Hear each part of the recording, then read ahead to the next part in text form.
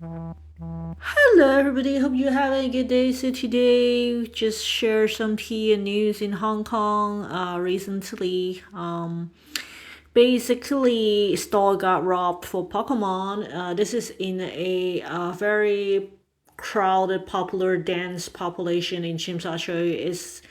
Is in Granville Road. If I can show you the map, it's literally like right here, kind of like Kimberly. There's a lot of hotels in the area, like kind of near the mall there, kind of where they have an awesome tonkatsu place, by the way. Anyway, switching. This theft involved 240,000 Hong Kong dollars. So basically, the place got robbed. Again, what is involved this time is the poncho Pikachu cars. So it's Ray Ray, the Dark Ray Ray and the regular Ray Ray, Pikachu Poncho. So these card PSA graded. They went to the store and asked the clerk to show them the two cards that in slabs. As they are taking out, the person just ran with the two cards, just grabbed the two cards and ran out the door. They call the police. Of course, they cannot find the cars. The store is closed, for business that day. The cars for 13,000 and 11,000 Hong Kong dollars. So I don't know how that become 24,000. Yeah. No, actually 100. Anyway, whatever the price is, it's these two cards. You can see the PSA cert number here. So it's this number and this number. If anyone see these cards, don't buy it. They're theft items. They're all both PSA grade 10. That's why it's so freaking expensive in that sense. Can't believe this happened. It's around 3:30 p.m., which is pretty. It's the light TCG store. Like I said, it's a pretty. It's not a scattered no population area. It is Tsim Sha Tsui, as you guys kind of like I said. It's kind of like that side of the road is probably not as crowded, but still like it's crowded. That area is not like no one walk, type. And again, people just grab and go run, kind of type. Again, it's the poncho. Um, they PSA 10, they got stolen. So 13 months. So 13 months. So for 13 months, we'll make it 6 digits. So yeah, 130 and 11 and 110,000 Hong Kong dollars. So do your math. How sad. Kind of also ridiculous in a sense. Like how you go to a jewelry store, but then I guess it's different because usually jewelry store you have a guard. I guess basically you need to invest and pay for guard or a secure door. A bulletproof secure door that's smash proof too, probably, hopefully. Because you just basically letting people in and out so easily, you just grab and go. It's just how it is, right? Jewelry store usually train their staff. You don't take both items looking like, I guess you can't prevent people just grab and go, but then you can show them one at a time so that you don't lost both at the same time. Usually, like, it's always within your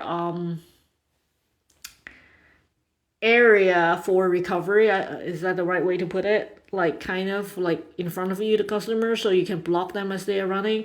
But if you have a counter and you stand behind the counter, which probably what's happened here, if you're standing behind a counter and the customer actually has more accessible to the door than you are because you're behind the counter, that's a problem.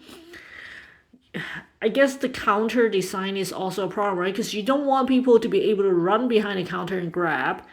At the same time, like, you want to prevent people from going to the counter, but at the same time, you want to be able to get out of the counter easily and follow whatever in case anything happened in the first place. Hire a security person, kind of, and not have both cars out, like, kind of. for a random customers in that sense, kind of. Don't know what to say, man. It's just hard. Um, it's just hard. It's just so hard to run a business. But then, um, it's also hard. Like, what prevents people from just smash and grab? You can't in this case either. Like, because your ground floor, even if you're upstairs, it's still not preventing. It's just like a little bit harder, but still not preventing. And if people have guns, which like or weapon or a knife, it's just impossible to kind of like prevent it without investing on security in some sense. Um, I don't know. Like some stores actually have just the like how in Japan they just show the actual photos of the card without the actual card, because if you want to see the real card you have to make separate arrangement to see the actual card because they're pricey. So then it gives you some protection because people can just walk in and just see a card and grab it, kind of time. Don't know what to say, man. I guess this thing is just getting harder and harder for everyone. It's funny because it's poncho again. Second time. I guess people really recognize the poncho Pikachu now or something. Yeah, it's tough. It's happened on the 9th, so just like the other day. So it's pretty recent Team Saturday area. People just popping up stores like crazy without considering like security and stuff, kind of just thinking, oh, this is a hyped trendy business. You can make money of it and just like pop stores without considering all the security factors. Having a ground floor definitely having a problem, to be honest. Like, so easy, so open, and just like letting people in and out too easily. I mean, you don't want to introduce barrier in some sense, but you don't want to let people go too easy in that sense either, kind of. So it's hard, it's tough. Anyway, just some teas. Another hit, another punchy gone. Probably cannot trace again. Probably they would smack it and sell raw. That's probably what will happen. They would not make as much money, but the search is disclosed. So yeah, it's hard. Don't know what to say. Tough business. Anyway, hope you guys enjoyed today's video. Until next time, have a good one, guys. Bye.